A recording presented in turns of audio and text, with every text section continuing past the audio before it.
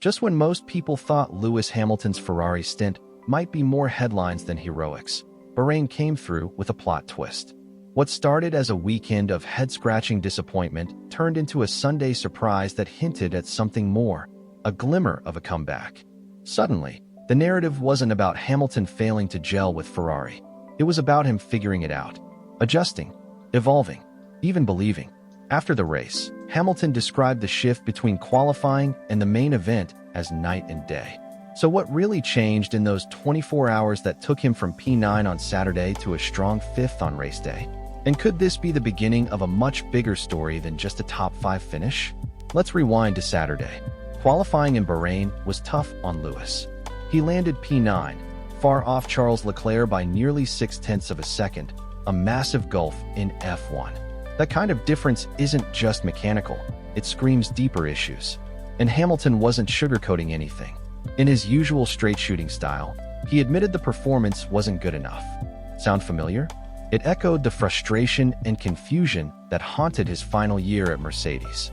But something shifted on Sunday. Race day came, and Hamilton seemed like a different man. He fought his way up and crossed the line in 5th, but it wasn't just the result that stood out. It was the rhythm, the smoothness, the sense that, for the first time, he wasn't wrestling the car, but dancing with it. It was during the mid-race stint, after Ferrari pulled off a double-stack pit stop and put both drivers on medium tires, that things really clicked. Hamilton described feeling in tune with the SF-25. That's a huge moment. This wasn't just a well-managed stint, it was a breakthrough. He finally felt like the car was doing what he wanted it to do, or more accurately, that he was learning what the car wanted from him. Keep in mind, this is a driver who has built his entire career, almost 20 years, working with McLaren and Mercedes machinery. Switching to Ferrari doesn't just mean new colors on the car. It's about unlearning everything that used to work and relearning from the ground up. Hamilton even revealed he was using engine braking for the first time in his entire racing life. Think about that. Learning a new braking technique while flying down straights at 300 kilometers per hour, surrounded by the world's fastest racers. And yet, he wasn't just surviving, he was thriving. He called it his most educational race weekend yet. The key lesson Bahrain taught him? What it feels like when man and machine are fully in sync. And once a driver like Hamilton finds that feeling, he doesn't let go. He builds from it. That's why his words post-race mattered so much. It wasn't just that he found pace, it's that he understood why. That means it's repeatable, and repeatable is dangerous. So yes, Bahrain really did feel like a complete turnaround, from a frustrating Saturday to a promising Sunday. And if this was just the first breakthrough, imagine what happens when he starts stringing weekends like this together. Let's dig deeper into that middle stint, the stretch that turned Hamilton from figuring it out to feeling locked in. The clue lies in a phrase he used almost casually. He felt in sync with the car. That alignment is everything. Not just that the Ferrari was behaving, it's that he finally started driving it on its own terms. Until Bahrain, Hamilton had been relying on instincts honed over a decade and a half, trying to get the Ferrari to behave like a Mercedes. But the SF-25 doesn't operate that way. It asks for a new rhythm, a new touch, a new style. And for that one middle stint, Hamilton wasn't fighting it. He was flowing with it. It wasn't just a mental shift. It was technical. Using engine braking for the first time? That's a massive change in how you control deceleration and balance. He's also adjusting to Brembo brakes after spending years on carbon industry systems. To a non-racer, that might seem like switching headphones. But for an F1 driver, it's like replacing your entire reflex system. And he's managing it. Then there's the psychological element. Hamilton openly admitted he was stuck in old patterns after so many years with the same engineers, the same car feel, the same systems. That continuity built comfort, but also resistance to change. At Ferrari, he had to become a student again, and Bahrain was the weekend he leaned into that learning curve and said, "Okay, let me actually master this." The result? He stopped trying to turn the SF-25 into a Mercedes and began treating it like its own unique machine.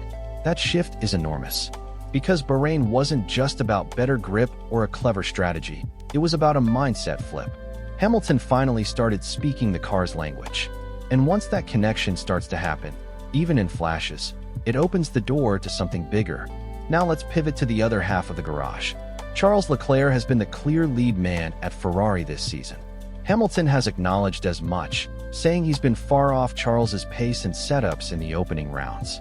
But in Bahrain, we saw a narrowing of that gap, not just in lap time, but in approach. Hamilton said he's been experimenting with setups, throwing everything at the car and seeing what worked. But slowly, he's been creeping toward Leclerc's baseline setup, something Charles has refined over 6 years with Ferrari. That matters, because if Lewis is finding comfort in setups that Leclerc has already dialed in, he's starting to tap into the Ferrari playbook. Ferrari's decision to double-stack their pit stops and switch both drivers to mediums showed us something else. Both Leclerc and Hamilton flew on that compound. The SF-25 has real pace when it hits the sweet spot. And for the first time, Hamilton seems to know where that sweet spot is. He's not just mimicking anymore. He's learning the formula himself.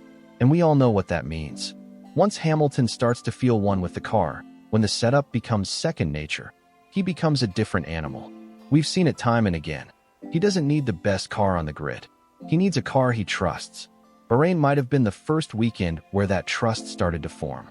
Sure, Leclerc still has the edge, but Hamilton isn't trailing blindly anymore. He's closing in. And when that starts to happen, the dynamics inside that red garage get very, very interesting. So why does any of this matter? Why make such a big deal about a P5 finish? Because it wasn't just about the points, it was about the potential. This wasn't a lucky break or a chaos-fueled result. This was Hamilton genuinely unlocking more from the car. He adapted, he experimented, and he found a rhythm.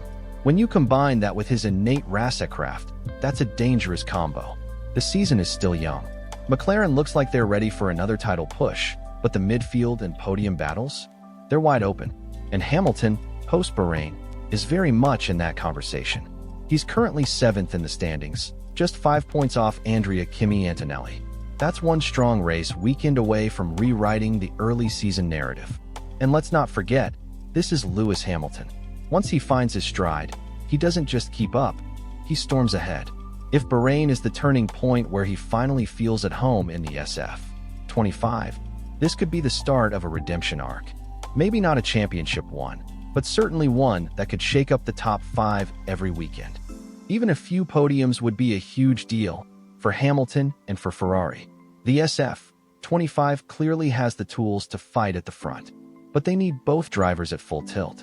If Lewis starts threatening the top 5 consistently, it's no longer a one-car battle for Ferrari.